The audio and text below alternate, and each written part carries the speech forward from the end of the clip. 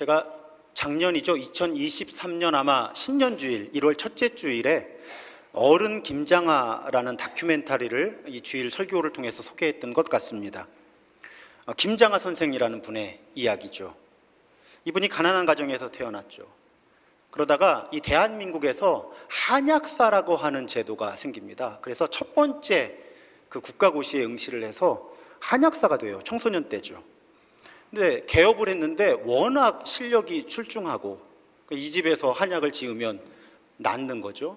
그리고 워낙 성실하고 친절한 성품이었기 때문에 뭐 사실은 굉장히 지방에서 시작을 하셨는데 전국에서 막 환자들이, 그때는 의약분업도 아니었으니까요, 약국에 가서 약을 지어서 먹을 때니까 굉장히 많은 환자들, 고객들을 갖게 된 거예요.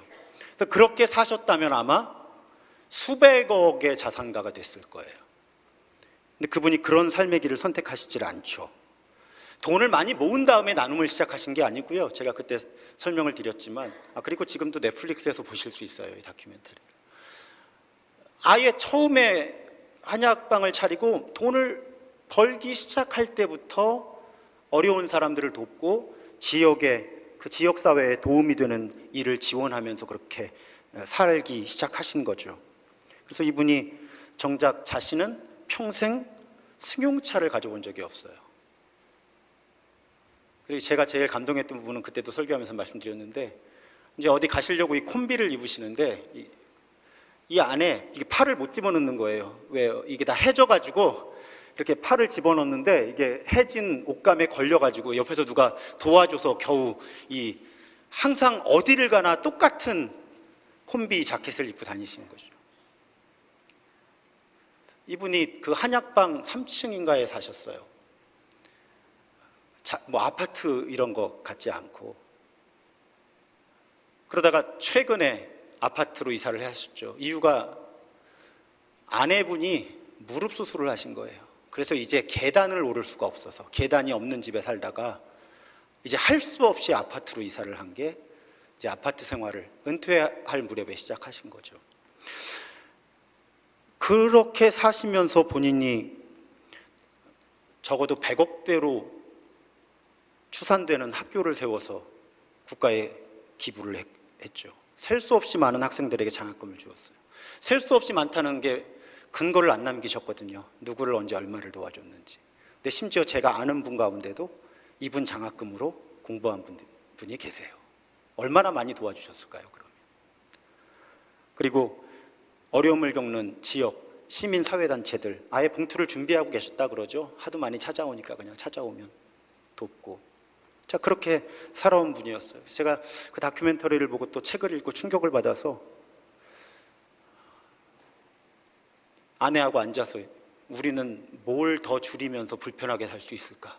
그래서 저희 가정도 회의를 해서 좀 구조를 좀 바꿨습니다. 쓸데없는 거 좀 팔고, 사실 쓸데는 있는데 조금 더 불편하게 살면 되겠다 해서 팔 거 팔고. 제가 고민이 많아요. 딱 보시면 아시지만 제가 체중이 많이 빠졌어요. 그래서 옷들이 다 너무 커요, 지금. 근데 이걸 새 옷을 살까 하는데 그냥 불편하고 교인들 보기 좀 그래도 그냥 해진 건 아니니까 이 옷을 입고 버티는 게 좋지 않나, 막 이런 갈등을 합니다. 이게 이제 김장하 선생이 굉장히 큰 영향력을 저한테 주신 거예요. 속상하기도 했고요. 그분은 크리스천이 아닌데 주변 사람들이 오히려 이 시대의 예수다 이렇게 부르고, 무엇보다도 이분이 자기 이름을 드러내는 것을 극구 거부하셨죠. 그래서 아주 그 다큐멘터리를 만들기 위해서 PD 한 분이 굉장히 많은 노력을 기울여서 겨우 그 작품을 만들어냅니다. 그런 걸 우리는 낭중지추라고 하죠. 주머니에 송곳이 튀어나오는 법이어서. 근데 그 어록에 보면 이런 가르침이 있습니다. 사실 비슷한 가르침이 여기저기 많죠. 똥은 쌓아두면 구린내가 나지만 그 똥을 흩어버리면 거름이 되어서 꽃도 피우고 열매도 맺습니다. 돈도 이와 같아서 주변에 나누어야 사회에 꽃이 핍니다. 참 의미 있는 가르침이에요. 자, 이 이야기가 오늘 고린도후서 본문하고 연결됩니다.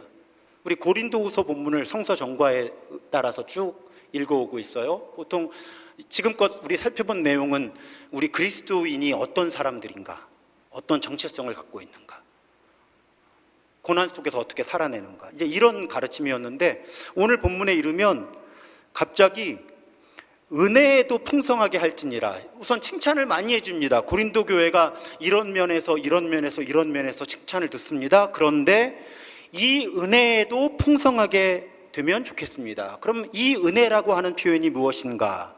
공동번역에서는 은혜로운 모금 사업, 이렇게 쉽게 번역을 해줍니다. 지금 사도 바울은 모금을 하고 있는데 이 모금에도 고린도 교회가 적극적으로 참여하면 좋겠습니다. 이렇게 편지를 이어가는 거예요.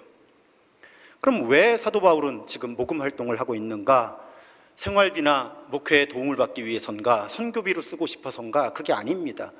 예루살렘 교회가 너무 가난해진 거예요, 지금. 학자들의 추측에 따르면 이 유대 지방에 큰 아주 극심한 기근이 듭니다. 그래서 경제적으로 굉장히 이 유대 지역이 어려워지는 거예요. 게다가 우리 초대교회의 형편을 알죠? 그리스도인이 된다는 것은 유대인으로, 당시에, 지금도 그렇습니다. 유대교라고 하는 사회 안전망에서 축출되는 거예요. 그리스도인이 되기로 결심하는 순간. 그러니까 경제활동에 굉장한 지장이 생기는 거죠. 유대인이면서 유대교에 머물지 않고 그리스도인이 되기로 하는 순간, 크리스천이 되기로 하는 순간. 그러니까 지역 전체가 극심한 기근 때문에 경제적으로 어려운데, 그럼 보통은 그 속에서 차별받는 사람들이 어려워지잖아요. 그러니까 이 예루살렘 교회를 구성하고 있던 그리스도인들의 삶이 아주 피폐해진 거예요. 그런 상황 속에서 이 사도 바울은 이 유대 지역 바깥 지역, 그러니까 이스라엘 바깥 지역의 교회들로부터 기금을 모아서 예루살렘 교회를 지원하는 노력을 기울이고 있는 거죠. 근본적으로 보면 조금 넉넉한 사람들의 후원을 받아서 어려운 교회, 어려운 그리스도인들을 후원하는 거예요. 그런데 그런 의미를 넘어서서 지금 바울이 시도하려고 하는 노력에는 어떤 노력이 있는가 하면, 여러분, 우리 매일 기도회에서 지금 로마서를 쭉 읽어가고 있는데, 이 유대인 그리스도인들과 유대인이 아닌 그리스도인들이 한 공동체를 이루는 일에 굉장히 몸살을 앓고 있거든요. 초대교회에 보면 워낙 다르니까요. 언어와 문화적인, 종교적인 배경이 다르니까 유대인 크리스천들과 비유대인 크리스천들 사이가 하나가 되기가 어려운 거예요. 그런 상황에서 사도 바울은 유대인이 아닌 사람들을 중심으로 한 교회에서 기금을 모아서 유대인들을 중심으로 한 이 예루살렘 교회에 전달하면서 교회 간의 연대와 일치를 추구하고 싶었던 거예요. 그러니까 유대인들의 교회나 비유대인들의 교회가 하나다라는 것을 아주 느낄 수 있을 만큼의 표현을 하기 위해서 기금을 모아서 전달을 하면, 사실 돈의 힘이 세잖아요. 이 기금을 모아서 예루살렘 교회에 전달하면서 우리가 하나입니다 하면 유대인들의 마음이 더 열리지 않을까. 그런 어떤 교회의 필요에 따라서도 교회의 일치와 하나됨을 추구하는 노력으로서라도 이 기금 모금이 사도 바울에게는 매우 중요했던 거예요. 그런데 이 기금을 모금하면서 바울은 이 모금의 성격을 이렇게 규정합니다. 오늘 본문 12절에 보면 할 마음만 있으면 있는 대로 받으실 터이요 없는 것은 받지 아니하시리라. 자, 이 문장에 주어가 없어요. 자, 누가 받는다는 거예요? 누가 받지 않는다는 거예요?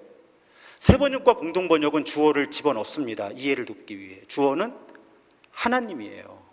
근데 여러분, 이상하지 않으세요? 분명히 예루살렘 교회를 돕는, 가난한 교회를 돕는 기금인데 왜 그 교회가 받으면 받고 안 받으면 안 받는 거지, 이 돈을 하나님이 받으신다, 하나님이 받지 않으신다, 이렇게 표현하고 있을까요? 성경이 그렇게 가르치고 있거든요. 구약에서부터. 대표적인 말씀이 잠언 19장 17절이에요. 가난한 자를 불쌍히 여기는 것은 여호와께 꾸어드리는 것이니 그의 선행을 그에게 갚아주시리라. 여러분, 성경은 가난한 사람들에게 무엇인가를 나누는 것을 하나님께 드리는 거라고 규정하는 거예요. 우리 교회에서 굉장히 중요하게, 방금도 기독교 무엇 강의에서 제가 1시간 강의하고 온 내용이에요. 성경은 결코 하나님 사랑과 다른 사람을 사랑하는 것을 분리시키지 않는다. 하나님 사랑과 이웃 사랑은 한 덩어리다. 하나님을 사랑하는데 내가 이웃은 사랑하지 못한다. 성경은 그런 개념을 인정하지 않아요. 그냥 다른 사람들 사랑하는 만큼 하나님 사랑하는 거예요. 하나님 사랑하는 만큼 다른 사람 사랑하는 거고, 그게 성경의 원리예요. 사도 바울이 성경의 원리를 꿰뚫고 있던 사람이잖아요. 그러니까 지금 가난한 그리스도인들을 위한 기금을 모금하면서 이건 하나님께 드리는 거라고 얘기하는 거예요. 심지어 잠언 말씀은 이건 하나님께 구워 드리는 거라서 하나님이 갚아주실 거다, 이런 차원까지 얘기를 하는 거죠. 이어서 바울은 예수님 이야기도 합니다. 지금 성부 하나님 얘기하고 났는데 이어서 성자 하나님하고도 이 기금 모금을 연결시키는 거예요. 9절에 보면 우리 주 예수 그리스도의 은혜를 너희가 알거니와 부요하신 이로써 너희를 위하여 가난하게 되심은 그의 가난함으로 말미암아 너희를 부유하게 하려 하심이라. 자, 우리 그리스도인들이 예수님에 대해서 어떻게 고백하죠? 예수님이 하나님이신데 사람이 되셨다. 사람 중에서도 아주 낮은 정치, 경제, 사회적인 지위의 사람이 되셨다. 그리고 심지어 이분은 십자가라고 하는 사람이 감당할 수 있는 제일 비참한 죽음의 길을 선택하셨다. 하나님이 그렇게 스스로 자신을 낮추시고 비우시는 이 움직임을 통해서 우리는 영원한 생명, 구원을 얻었다. 이것이 우리 교회의 고백인 거예요. 제가 이걸 어디에 비유하죠? 위치 에너지. 위치 에너지. 자, 위치 에너지 MGH죠. M은 질량, G는 중력 가속도, H는 높이. 이런 건 안 잊어버리는지 모르겠어요. 자, 높으면 높을수록, 질량이 무거울수록 떨어질 때 에너지가 커지는 거예요. 자, 무엇인가가 떨어지는 그 에너지 때문에 낮은 곳에 있던 무엇인가가 올라갈 수 있는 거죠. 그것이 위치 에너지예요. 성경은 예수님께서 하신 일이 위치 에너지라는 거예요. 그래서 그 은혜로 구원을 받은 그리스도인들도 그렇게 자기 자신을 낮추고 비울 때 위치 에너지가 생기는데 그걸로 다른 사람들, 또 이 세상을 살리고 이 세상에 도움이 되는 사람들이 된다는 거예요. 교회는 높아지는 것에 대해서 말하지 않습니다. 어떻게 하면 낮아질 수 있을까? 어떻게 하면 비울 수 있을까를 얘기하는 원리예요. 예수를 잘 믿는 사람이면 자꾸 뭔가를 가지려고 하는 사람들이 아니라 자기를 비우려고 하는 사람이 되고요, 자꾸 높아지려고 하는 사람이 아니라 스스로 낮추는 사람들이 된다는 거예요. 예수님이 그 길을 선택하셔서 우리를 구원하셨기 때문에 정말 예수님을 알고 예수님을 믿고 예수님을 따르고 예수님을 닮아가는 사람들은 자꾸 자기를 낮추려고 하고 비우려고 하고 그 힘 때문에 다른 사람들을 살리고 세상을 살린다. 이것이 성경이, 교회가 고백하는 기독론이죠. 한 찬송시가 이렇게 고백해요. 당신 예수님이에요. 모든 광채를 뛰어넘을 만큼 부유하시나 오로지 사랑을 위해 가난해지셨나이다. 참 멋진 표현이죠. 예수님께서 사랑을 위해 가난해지셨나이다. 그래서 우리도 어떻게 하면 가난해질까? 어떻게 하면 낮아질까를 고민할수록 우리는 제대로 된 그리스도인이라는 거죠. 그러니까 지금 사도 바울은 어려운 교회, 어려운 그리스도인들을 돕는 구제 기금을 모금하면서 이렇게 하는 것이 하나님의 뜻이다. 또 이렇게 하는 것이 크리스천답게, 교회답게 예수님을 따르는 삶의 길을 선택하는 것이다. 이렇게 성경적으로 규명해주고 있는 거예요. 그렇게 교회를 설득하고 있는 거죠. 그런데 여러분, 우리도 그렇잖아요. 어느 어려운 사람 도와주자고 하면 내가 부르 이웃이야, 이렇게 얘기해요. 우리도 그런 농담 몇 번 들었어요. 우리 교회 안에서도 어디를 좀 도울까요? 목사님, 제가 부르 이웃입니다, 뭐 이런 말 하기도 하고. 어려운 나라 도와주자고 하면 우리나라도 어려운 사람 많은데, 그러니까 아마 이 고린도 교회나 고린도 교회에서만 모금한 것도 아니거든요, 바울이. 그러니까 어떤 반응들이 있을까요? 아니, 당신 사도 바울이 유대인이어서 지금 유대인들만 부자 만들어주려고 그러는 거 아니야? 우리도 어려운데 왜 저 예루살렘 교회에 우리가 돈을 줘야 돼? 아마 이런 반응들이 있었을 거예요. 그런 반응들에 대해서 바울이 13절에 이 방향성을 이렇게 설명합니다. 이는 다른 사람들은 평안하게 하고 너희는 곤고하게 하려는 것이 아니요 균등하게 하려 합니다. 균등하게 하려 합니다. 그러니까 이런 모금 활동이 누군가를 일방적으로 더 부유하게 하기 위해서 다른 누군가가 부당하게 더 가난해지는 과정이 아니라는 거죠. 균등, 성경 번역에 따라서는 평형 혹은 평등, 공평함을 이루는 과정이라는 거예요. 그래서 14절에 추가 설명이 이어지는데 어떤 시점에 상대적으로 조금 넉넉한 사람들이 상대적으로 조금 더 갖지 못한 사람들에게 나누면 또 상황이 바뀌어서 이쪽이 상대적으로 가진 것이 더 많고 이쪽이 가진 것이 적을 때 이렇게 나누면서 그렇게 균등한, 평등한, 공평한 공동체, 공평한 세상이 이루어지는 것이 하나님의 뜻이다, 이렇게 설명해 주고 있는 거예요. 그러면서 바울이 갑자기 구약의 이야기를 또 꺼냅니다. 구약에 하나님의 백성들이 광야에 있을 때 먹을 게 없었잖아요. 그때 하나님이 뭘 주시죠? 하늘에서? 우리 기도하고 좀 분위기도 무거운데 좀 이렇게 리액션이 있으면 좋겠습니다. 제가 답이 나올 만한 것만 질문하거든요. 자, 하나님이 하늘에서 뭘 내려주시죠? 만나. 그런데 그 상황을 들어서 설명해요. 그 인용하는 말씀이 출애굽기 16장 18절입니다. 되어본즉, 그때 사용하는 되 같은 걸로 되어본즉 많이 거둔 자도 남음이 없고 적게 거둔 자도 부족함이 없이 각 사람은 먹을 만큼만 거두었다, 이렇게 되어 있어요. 이 만나 이야기를 아시는 분들이 계실 거예요. 자, 하늘에서 만나가 내리는데 눈처럼 소복하게 내립니다. 그러면 나가서 필요한 만큼 그걸 가져오는 거예요. 그런데 충분한 만나가 있어요. 자기 먹을 만큼 갖고 오면 되는 거예요. 그래서 가져옵니다. 그런데 뭐 그때나 지금이나 사람들은 머리가 좋잖아요. 2, 3일치를 먼저 확보해 놓으면 내일은 늦잠을 잘 수 있겠지. 그런데 더 많이 가져오면 어떻게 됐죠? 못 먹게 돼버렸잖아요. 이게 유효기간이 하루예요. 만나가 하루가 안 되죠. 채 아주 유통기한도 짧고 유효기간도 짧습니다. 그러니 많이 가져와도 남는 게 없는 거예요. 자, 여러분, 이건 하나님께서 생각하시는, 하나님께서 꿈꾸시는 이 세상의 모습에 굉장히 중요한 이미지예요. 하나님은 인류가 먹고 살 수 있는 충분한 자원을 주셨다는 거예요, 지금. 그런데 왜 세상에 문제가 생기는 거예요? 어떤 사람은 너무 많이 갖고 어떤 사람은 너무 적게 가져서 이 세상의 문제라는 이야기를 2000년 전에 지금 사도 바울이 하고 있는 거예요. 만나를 하나님이 주셨대를 잘 생각해 보면 어차피 움켜쥐어야 그거 다 사용 못합니다. 그래서 하나님 나라의 원리는 많이 가져도 남는 것이 없고 적게 가져도 부족한 것이 없는 세상이 이루어지는 것이 저 구약의 출애굽 시대부터 우리 하나님께서 우리에게 성경을 통해서 알려주신, 율법을 통해 알려주신, 그게 하나님 나라의 모습입니다.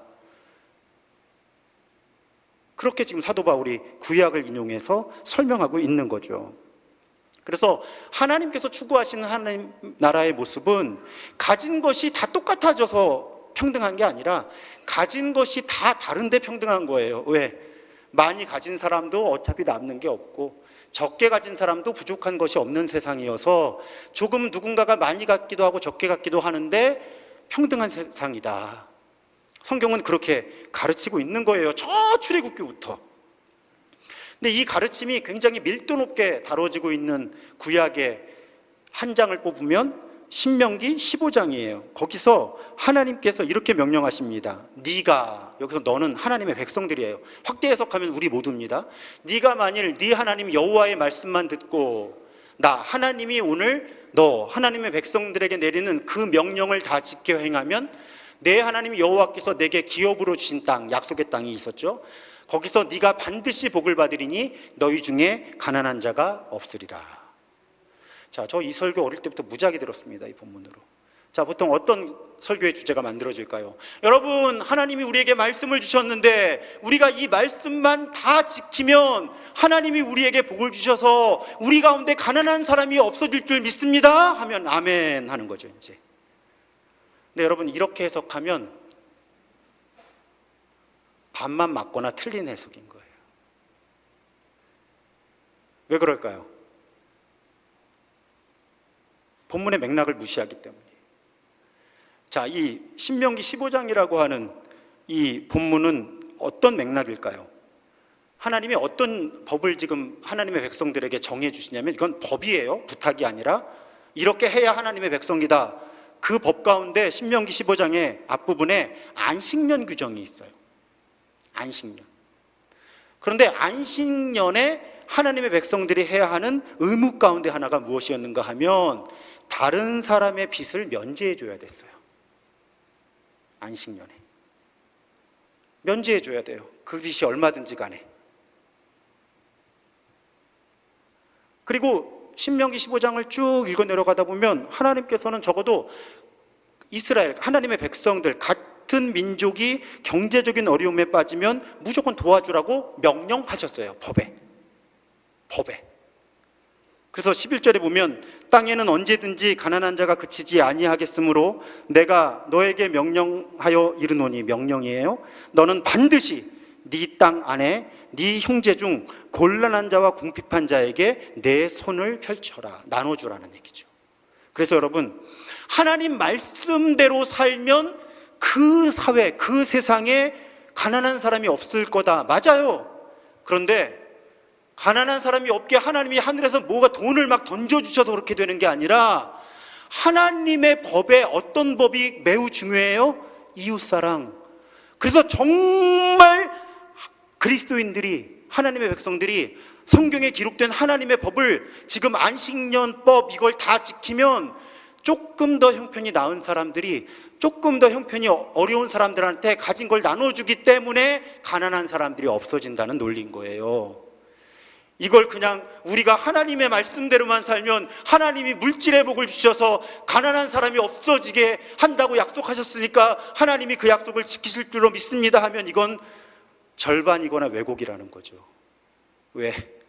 가난한 사람이 없어지는 원리를 얘기 안 해주는 거잖아요. 가난한 사람이 없어지는 원리는 하나님의 말씀을 조금 더 진지하게 책임감 있게 지키려는 사람들이 자기 가진 것을 나눠주기 때문에 가난한 사람들이 없어지는 건데, 그 책임은 쏙 빼놓고 하나님 말씀대로 살면 하나님이 복을 주셔서 가난한 사람이 없을 거라고 설교하는 건 이 본문의 맥락을 왜곡하는 것입니다. 하나님이 명령하시는 공평한 세상이 이래야 된다는 거예요. 그래서 여러분, 오늘 본문에서 사도 바울이 상대적으로 형편이 나은 교회에서 모금을 해서 형편이 어려운 교회와 나누려고 노력하는 거나, 특히 우리 조금 거북하지만 사도행전에 보면 초대교회가 성령 받고 났더니 뭘 했어요? 자기 재산을 공유하기 시작했잖아요. 심지어는 우리 사회에서 예민하지만 성경에 그렇게 돼 있으니까 부동산들을 팔았어요. 성령 충만하니까 부동산들을 팔아서 가난한 사람들의 필요에 따라서 나눠 가졌어요. 그게 진정한 성령 충만이거든요, 성경이 말하는. 왜? 성령 충만하면 하나님 뜻대로 행해야 되잖아요. 그런데 구약부터 시작해서 쭉 성경 전체에 기록된 하나님의 뜻은 뭐예요? 각 사람의 필요에 따라서 나누는 거예요. 그래서 진짜 성령 충만한 사람들이 부동산을 처분해서 가난한 사람들하고 나누기 시작한 거예요. 각 사람의 필요에 따라서. 근데 한국교회는 진정한 성령 충만은 부동산 투자를 잘해서 부자가 되는 것처럼 가르쳤죠. 이것도 왜곡입니다. 뭐 인기 없어져도 할 수 없어요. 포기하고 들으세요. 성경에 그렇게 돼 있으니까. 진짜 성령 충만하면 가진 부동산을 팔아서 어려운 사람들을 주는 게 성경의 가르침이에요. 성령 충만하면 하나님이 복 주셔서 우리 땅값을 올려주시겠지, 혹은 기가 막힌 투자처를 연결해 주시겠지. 아니에요.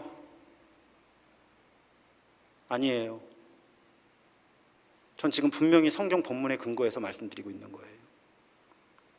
이런 부분들이 오늘날의 교회들이 모르고 싶어 하는 성경의 가르침이죠. 최근 출판된 책 가운데 태초에 인권이 있었다라는 책, 이번 달에 나왔어요. 6월에. 구약학자 민경구 교수죠. 이분이 한국교회가 율법을 오해하고 있다. 율법 그러면 사도 바울의 편지 일부를 왜곡해서 율법이 인간을 억압하는 도구고 은혜를 가로막는 걸림돌인 것처럼, 그런데 정말 성경의 율법은 인간을 사랑하라는 인권 존중의 명령이다. 그래서 한국교회가 이 율법을 오해하고 망각하게 되면서 성경이 옹호하는 인권에 대해서 교회가 망각했거나 외면해버리게 됐다는 거죠. 그래서 이분이 이 책에 보면 창세기부터 시작해서 구약의 본문들을 꼼꼼하게 살피면서 우리 하나님이 얼마나 인권을 존중하시는 하나님이셨는지, 그리고 평등한 세상을 이루기를 원하시는 하나님이셨는지를 꼼꼼하게 주석을 다는 거예요, 구약 성경에. 우리 교회에서는 하나도 안 새로워요. 제가 2020년부터 구약 매일 기도회 때 통독으로 기도하면서 제가 다 드렸던 말씀이더라고요, 보니까. 제가 책을 안 샀어요. 다 아는 이야기구나. 우리 교회에서는 일상적인 얘기예요. 그런데 그 책을 홍보하는 출판사에서는 한국교회 최초의 연구서 이렇게 나오는 거예요. 얼마나 슬퍼요.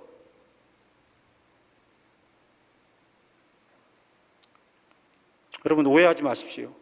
이 세상은 상대적인 개념이에요. 좀 더 부유한 사람도 있고 가난한 사람도 존재합니다. 기계적으로 모든 사람이 똑같은 재산을 가지는 것이 하나님의 꿈이다, 그렇지 않아요. 그건 공산주의의 꿈이겠죠. 성경을 읽어보면 하나님은 자본주의를 인정하십니다. 부자도 있고 가난한 사람이 있는 현실을 하나님이 인정해 주시는 건지 그냥 받아들이시는 건지 모르겠지만 성경은 그 구조를 인정해요. 그런데 성경이 걱정하는 것이 무엇입니까? 우리 하나님이 걱정하시는 게 뭐예요? 극단적인 양극화예요. 누군가가 극단적으로 부유해지는 과정에서 다른 누군가가 극단적으로 빈곤해지는 이런 과도한 양극화를 하나님은 염려하시는 거예요, 성경에 보면. 그래서 안식년법을 주시고 희년법을 주시는 거예요. 모두가 일정한 시점에 균등한 기회를 회복시켜 주시려고. 지금 MZ세대들이 자기 생애에서는 어차피 집 살 수 없으니까 월급 모아서는, 하나님 그런 세상이 되면 안 된다고 수천 년 전에 율법에서 정해 주신 거예요. 자, 희년법 어떤 제도죠?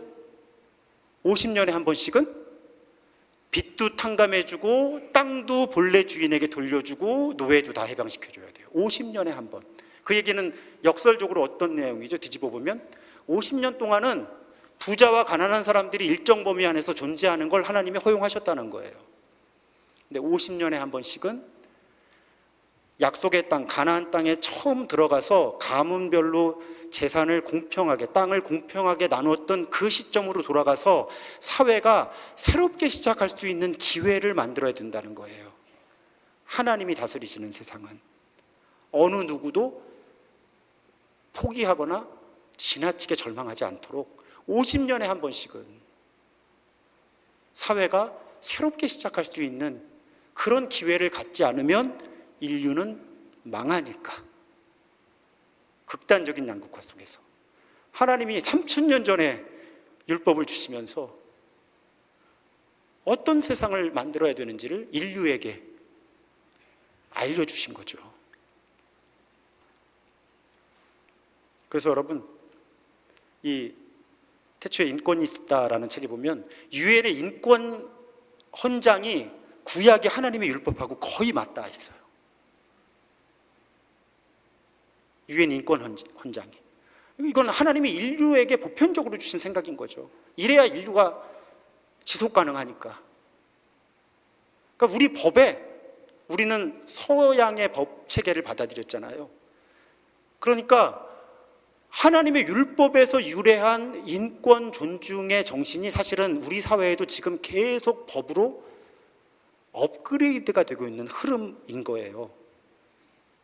여러분, 우리 국민의 최소한의 생계를 보장하는 국민기초생활보장법이 있잖아요.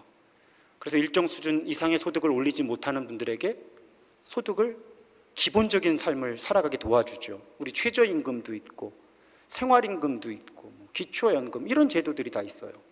성경에 하나님이 그런 제도를 만들라고 하셨거든요. 자, 사회의 과도한 양극화를 방지하는 상속세, 또 종합토지세, 이거 조금 아까 설명드렸던 희년정신의 표현이죠. 희년 정신의 근본이 무엇입니까? 땅은 하나님의 것이다 예요.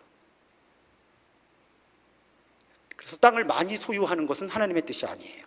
누군가가. 그리고 그 땅의 이익을 환원해야 되는 거죠. 그래서 종합토지세가 있는 거예요. 성경의 근본 정신이에요. 상속세, 제가 볼 때는 우리 현행 법 가운데 희년 정신에 제일 맞닿아 있는 법이죠. 자, 살아있는 동안에 열심히 내가 노력을 해서 벌었어요. 많이 가졌어요. 괜찮아요. 근데 50년에 한 번은 사회환원이죠. 그것이 제도화된 게 상속세라고 저는 보는 거예요. 내가 열심히 노력해서 많이 벌었지만 상속세라는 전제가 뭐예요? 내가 세상을 떠나는 거잖아요. 그럴 때는 적어도 일정 부분 이상을 사회에 환원해야 된다는 거죠. 성경이 다 있어요. 하나님은 지나친 양극화를 경계하셨기 때문에, 그래야 인류가 지속 가능하기 때문에 3000년 전에부터 그런 법을 율법 안에 꼼꼼하게 심어 주셨던 거죠. 그래서 여러분, 우리 그리스도인들은 어려운 사람을 돕는 구제 차원에서만 머무르는 건 수준 낮은 겁니다. 이런 하나님의 법의 정신, 법의 시스템을 이해를 해야 되는 거예요. 그래서 우리 사회의 제도와 문화가 어떤 방향으로 움직여 나가는지를 볼 수 있어야 되고, 어떤 정책을 추진하는 정당에 투표할 것인가, 어떤 방향성으로 이 세상이 움직이도록 여론 형성을 해야 되는지를 분별할 수 있어야 진짜 그리스도인입니다. 3000년 전에 하나님께서 하나님의 백성들에게 명령하셨으니까요. 그런 세상을 만들라고. 그래서 여러분, 어떤 세금의 문제가 나올 때 뭐 상속세라든지 종합토지세, 요즘에 또 부가가치세도 건드리죠, 정부가. 한번 생각해 보세요. 제가 답을 말씀드리지는 않겠습니다. 여러분들의 이해관계를 가장 앞자리에 두지 마시고 하나님께서 성경을 통해서 가르쳐 주신 이 세상의 모습을 한번 더 우선순위에 놓아 보세요. 물론 우리 다 세금이 아깝죠. 내가 많이 내야 되는 세금을 줄여주면 좋겠죠, 정부가. 그런데 한번 내 이익이 아니라 성경을 통해서 하나님이 3000년 전에 이미 하나님의 백성들에게 일깨워 주셨던 그 하나님 나라의 통치 원리를 볼 때 어떤 세금이 더 세율이 높아져야 되고 어떤 세금이 세율이 더 낮아지는지를 분별해내고 말할 수 있어야 하나님의 백성인 거예요.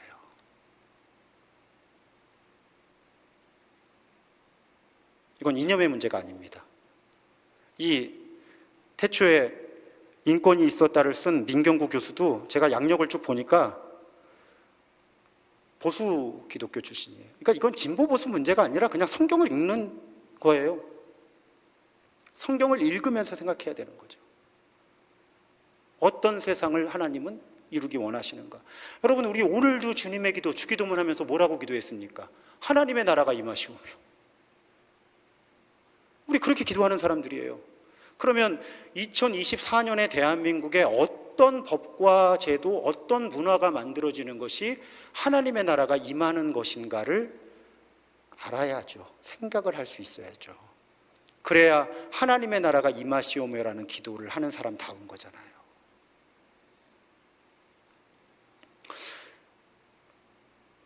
제가 이번 주에 마음이 많이 상했어요.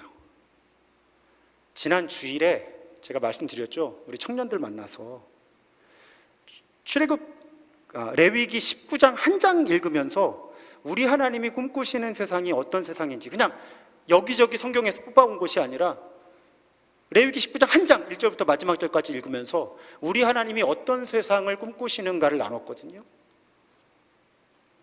근데 거기에 어떤 내용들이 있었을까요?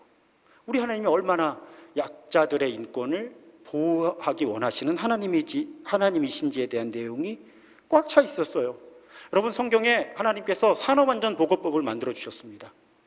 중대재해처벌법을 만들어 주셨어요. 성경에 보면 집 짓는 공사하다가 안전 펜스를 안 만들어서 노동자가 사망을 하면 건축주 책임이다. 성경에 써 있어요. 그렇게 산업안전보건법, 중대재해법이죠. 중대재해처벌법이죠. 심지어는 우리 청년들이 아르바이트를 많이 하잖아요. 그 레위기 19장에 보면 어떤 가르침이 있는가 하면 임금을 하루만 체불해도 줘야 될 날 안 주고 다음 날 주는 것도 하나님이 금하셨어요.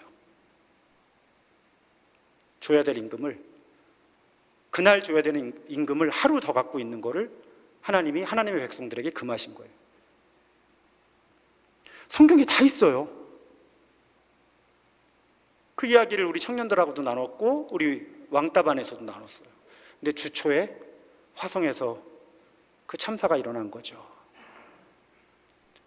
지금까지 많은 사람들이 노동 현장에서 다치거나 죽는데 점점 어떤 현상을 사회가 관찰하기 시작했죠? 하청업체, 외주업체 직원들이 목숨을 빼앗기는구나, 더 많이. 그래서 죽음의 외주화라는 말이 나왔죠. 그런데 이제는 죽음의 외주화가 죽음의 이주화다. 이제는 한국 사람이 죽어야 되는 자리에 이주민들을 집어넣는구나. 언론에서 계속 이런 단어들이 나오는 거예요. 그래서 너무 마음이 아픈 거예요. 주일에 청년들 또 왕따반에서 우리 하나님이 만들어주신 법이 어떤 법인지를 이렇게 나누면서 우리 하나님 정말 훌륭하시다, 우리 하나님 뜻대로 이 세상이 움직여 나갔으면 좋겠다 하는데 그렇지 못한 것을 드러내는 너무 큰 사건이 주중에 일어났던 거예요. 얼마 전에 어떤 아주 이름만 대면 다 아는 정말 초대형 교회를 나오신 분의 이야기를 듣게 됐어요. 그 교회는 정말 대한민국을 움직인다는 정치, 경제, 사회, 문화의 지도자들이 꽉 채우고 있대요. 근데 그분이 어느 날부터인가 문제의식을 갖게 된 거예요. 성경을 읽다가. 지금 우리 교회에 이 나라의 정치, 경제, 사회, 문화를 움직이는 사람들이 꽉 채우고 있는데 왜 우리 교회가 성경을 제대로 설교하지 않을까? 성경을 제대로 설교해야 우리 교회 교인들이 정말 하나님이 기대하시는 하나님 나라의 모습이 어떤 건지를 우리 교인들이 성경을 통해 배워야 저 사람들이 정치, 경제, 사회, 문화의 각 영역에 가서 이 나라가 하나님의 나라가 오게 하는데 그렇게 일을 할 텐데 왜 우리 교회에서는 성경을 그렇게 읽어주지 않을까? 결국 10년 동안 기다리시다가 그 교회를 나오셨다고 하더라고요. 그게 지금 한국교회의 아픔인 거예요. 하나님이 어떤 사회를 만들려고 성경에 다 써주셨는데 교회는 그 성경을 안 읽어요. 아주 일반화시켜서 나쁘게 말하면 복받아라죠, 그냥 한동안. 그러다 보니까 정말 성경에 무슨 말이 있는지를 아무도 관심도 안 기울이게 된 거죠. 여러분, 이것은 우리 크리스천들의 직무유기예요. 역사는 만약이 없다고 하는데 제가 좀 이상적이기는 해요. 근데 그런 생각을 해봐요. 뭐 독재시대 말고 그래도 민주화된 이후에라도 교회들이 정말 성경을 정직하게 읽어내고 교인들에게 가르쳤다면 그래도 우리 사회가 하나님 뜻대로 움직여 나가는데 교회가 지금보다 훨씬 더 기여할 수 있지 않았을까. 한 3, 40년 전부터라도 교회가 하나님이 꿈꾸시는 세상이 어떤 세상인지를 설교했다면 제대로, 특히 대형교회들이 적어도 이 지경이 되지는 않지 않았을까 하는. 여러분, 법대 가서 하나님께 영광 돌려라, 판검사 돼서 하나님께 영광 돌리라 했다면 공정한 재판을 하는 것이 하나님의 뜻이다라고 가르쳤어야죠. 그렇잖아요. 근데 우리는 출세해서 하나님께 영광을 돌려라 가르쳤지 어떤 지도자, 어떤 리더가 되는 것이 하나님 마음에 합한 지도자라는 목소리를 많이 내지 않았던 게 사실이잖아요. 우리는 크리스천들로서, 교회로서 엄청난 직무유기를 수십 년 동안 해오고 있는 거예요, 지금. 또 그런 목소리를 내는 교회들과 목회자들을 무시하고 그건 복음이 아니라고 하고, 이 현실을 바로잡지 않으면 우린 정말 하나님 앞에 부끄러운 사람들이 되는 거죠. 부끄러운 교회들이 되는 거예요. 사랑하는 여러분,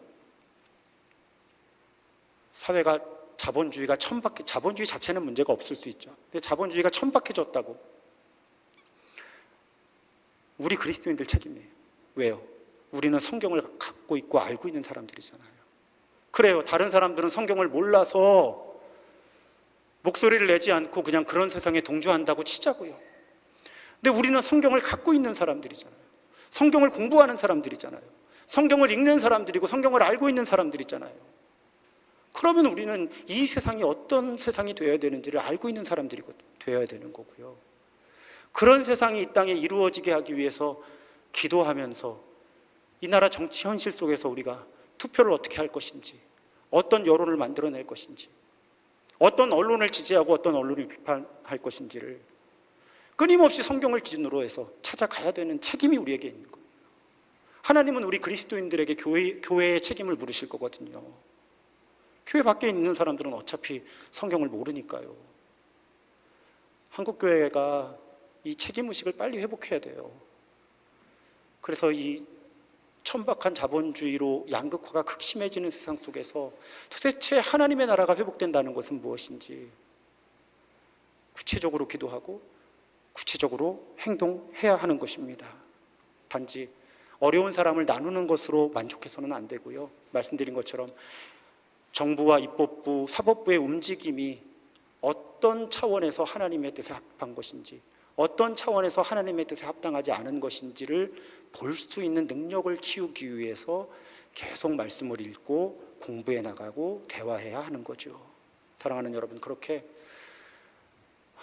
하나님의 꿈이니까 그런 세상이 오는 것이, 우리가 이념과 이익에 따라서 말하고 행동하는 사람들이 아니라, 이념과 이익에 따라서 결정하고 행동하는 사람들이 아니라 성경에 담겨있는 하나님의 꿈을 알고 그 꿈에 따라서 움직이는 사람들이 더욱 되기를, 그래서